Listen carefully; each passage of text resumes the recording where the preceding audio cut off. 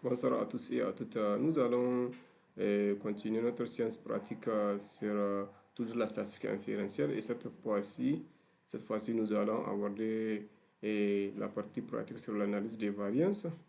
Et comme nous l'avons fait dans le TICES, cette fois-ci, cette même base de données sera utilisée où 30 producteurs ont été enquêtés ou des données ont été collectées auprès de ces producteurs.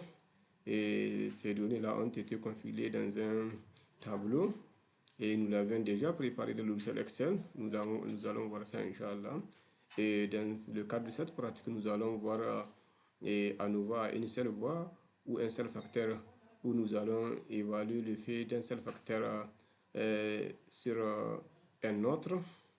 Nous allons évaluer le fait du type du sol sur le rendement agricole.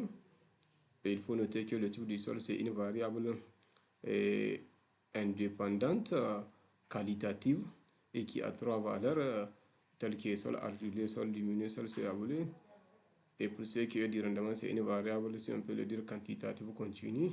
Et pour ce qui est de ANOVA à deux voies, nous allons évaluer le type du sol et type d'engrais qui sont toutes des variables qualitatives et qui représentent les deux facteurs ou les deux voies auxquelles on va utiliser. Donc, on va combiner leur effet sur le rendement agricole après traitement, qui est une variable quantitative continue. Et pour ce qui est des ANOVA avec mesure répétées, nous allons voir ça, Inch'Allah, à la prochaine séance.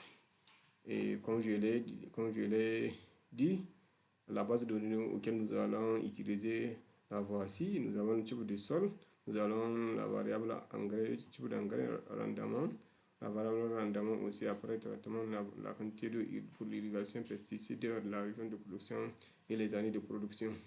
Voilà. Nous allons fermer cette base de données là afin de pouvoir, si on peut le dire, continuer sur la pratique proprement. Voilà, comme je l'ai mentionné, notre base de données a été déjà préparée dans le logiciel Excel et nous avions déjà fait le codage, mais il, euh, il faut noter que nous allons essayer de dire au logiciel SPS le codage auquel nous avions fait parce que nous avions utilisé des chiffres, mais on doit dire chaque chiffre de quoi s'agit-il au logiciel SPS pour qu'il puisse nous donner des informations fiables. Voilà, cette fois-ci, on va ouvrir notre logiciel SPS et ensuite on va procéder à l'importation de notre base de données. On clique au niveau des fichiers, ouvrir, on clique au niveau des données. Dès qu'on clique au niveau des données, nous serons dirigés sur cette interface-là où nous allons choisir là où nous avons déposé notre base de données de stock. Ensuite, on clique au niveau des types de fichiers. Et dès qu'on clique au niveau des types de fichiers, on va glisser ici. Notre base de données elle est ici. On clique ouvrir et on attend quelques secondes. Cette base-là de données sera ouverte. Voilà, on clique OK. Ensuite, dès qu'on clique OK, nous serons dirigés sur cette interface-là. Et voilà, comme vous voyez, comme je vous ai dit, j'ai déjà fait le codage. Maintenant, c'est chiffre 1, 2, 3. On doit normalement dire au SPS de quoi s'agit-il. Et pour ce faire, on doit revenir au niveau de vue de variable. Vous voyez ça, c'est vue des données. Donc, c'est des chiffres ces données qui ont été collectées qui s'affichent ici. Maintenant, on va revenir au niveau de vue des variables. Dès qu'on clique au niveau de vue des variables, maintenant, on doit, si on peut le dire, faire certains paramètres pour que le CSPS puisse reconnaître le rendement, parce que le rendement, c'est une variable quantitative de type continu, donc il y a la virgule. Cette fois-ci, donc au lieu de chaîne, parce que chaîne, c'est une variable qualitative, maintenant on doit transformer ça en point. Voilà, on clique OK pour qu'il puisse reconnaître ça. Maintenant, on clique ici OK. Maintenant, nous aurons cette option-là quand on revient au niveau de l'échelle de mesure. Nous aurons cette possibilité de modifier ça, de dire oh, c'est une variable quantitative. On clique OK. On sélectionne aussi échelle, donc c'est une variable quantitative. Maintenant, on revient au niveau de ID, au niveau de libellé parce que c'est ça qui va afficher lorsqu'on va faire notre analyse. Donc, on va essayer de copier ça.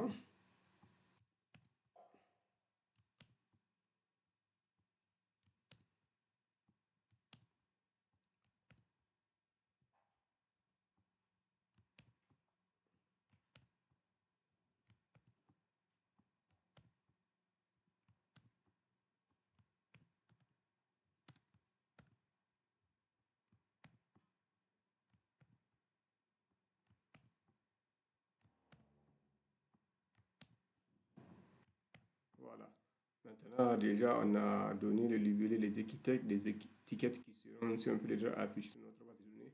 Maintenant, on doit normalement procéder au coup de dire où espèce les variables, elle a de quoi s'agit-il et on revient au niveau des valeurs. On clique ici au niveau des types de sol. Maintenant, on a notre 1. On voit 1, c'est le sol argileux. On clique OK. Le 2, c'est le sol sableux. Clique OK. 3, c'est le sol limoneux.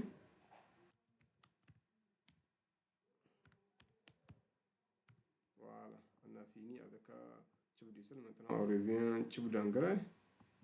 C'est engrais organique. Ensuite, 2, c'est engrais minéral, chimique.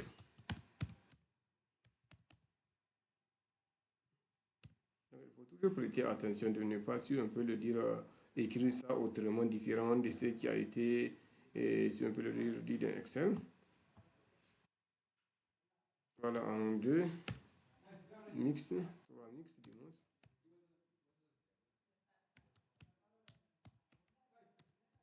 Et on clique en ajouter, on clique OK. Et maintenant, on revient au niveau de région, on code un c'est le nord, 2 c'est le sud. Voilà. Maintenant, on clique OK, on revient au niveau de vue des données. Et vous voyez, automatiquement, SPSS a déjà reconnu ces variables. Vous voyez, et on clique ici pour confirmer. Vous voyez, il a déjà reconnu ça. Maintenant, ce qu'on va faire, on va procéder à l'analyse proprement dite.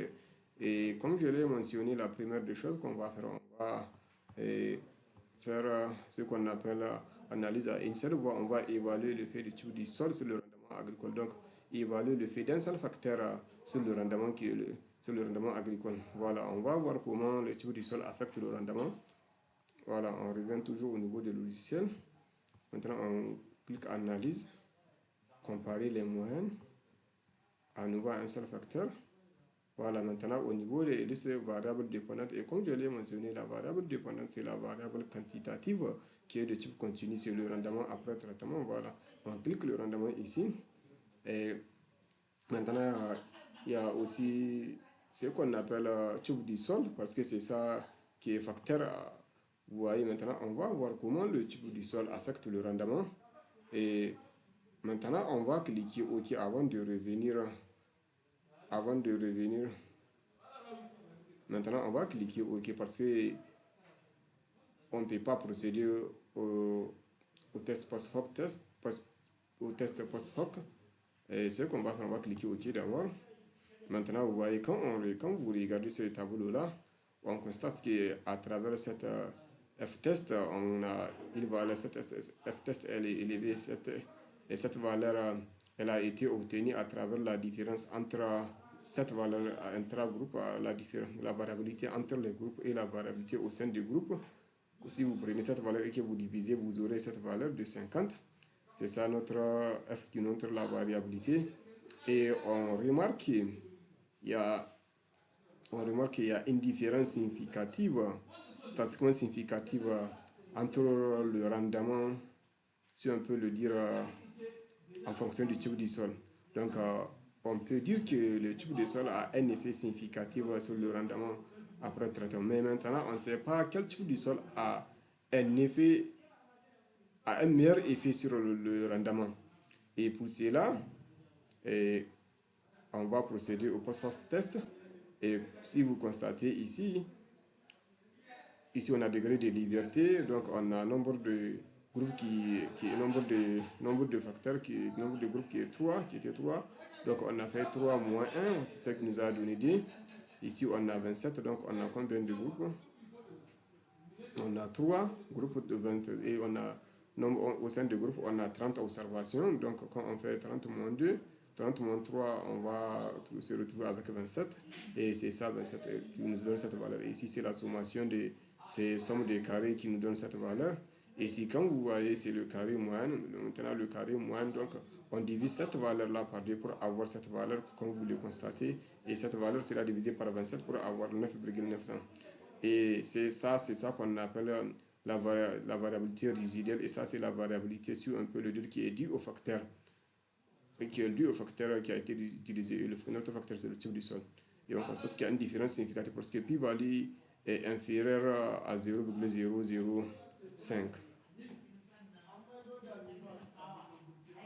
Voilà, maintenant, on va retourner encore au niveau de l'analyse, comparer les moyennes.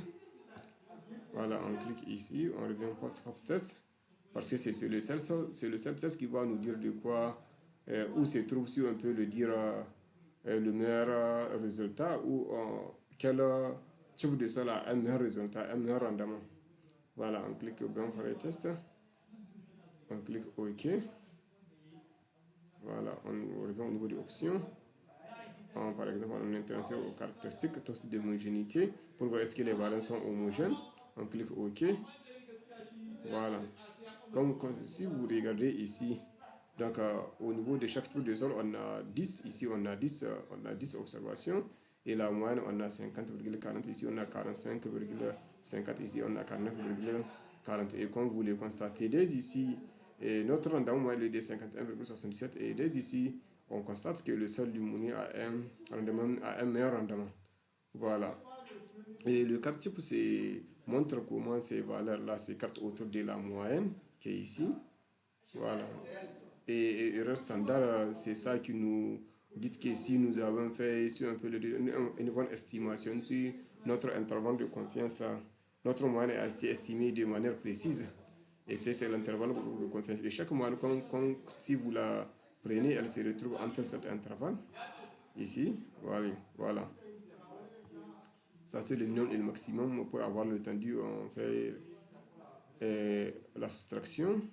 Et quand vous revenez au niveau des tests d'éléments, vous allez remarquer que le test d'éléments, test d'éléments est égal à 0,013. Et ça, c'est le degré de liberté est égal à 2, degré de liberté 2 est égal à 27. Et on remarque que pi est supérieur à 0,05 d'abord. Donc notre pi va être égal à 0,0987, ce qui montre ce qui montre que les variantes sont homogènes. Voilà. Maintenant, on va procéder à la NOVA telle qu'elle est. Maintenant, ça, c'est notre base de données pour connaître notre résultat proprement dit. Voilà, maintenant, on revient au niveau du post-host test. Et quand on regarde ce tableau-là, vous voyez quand on prend sol argileux et le sol sableux, on constate une différence de 4,9. Et quand vous revenez au niveau de notre tableau ici, et que vous prenez par exemple le sol argileux et le sol sableux, vous faites 50 moins 45, vous allez vous retrouver avec cette valeur-là, et que de 4. Et on constate qu'il y a une différence significative. Donc, ce qui veut dire que le sol argileux a un meilleur rendement que le sol sableux. Et quand on revient au niveau, et c'est la même chose que pour les valeurs négatives. Quand vous prenez le sol argileux et le sol lumineux, donc on va se rendre compte que le sol lumineux a un meilleur rendement et la différence elle est significative. Et quand vous prenez, c'est la même chose que pour les valeurs négatives. Mais maintenant, nous, on va se focaliser sur les valeurs positives qui sont plus faciles à comprendre. Voilà.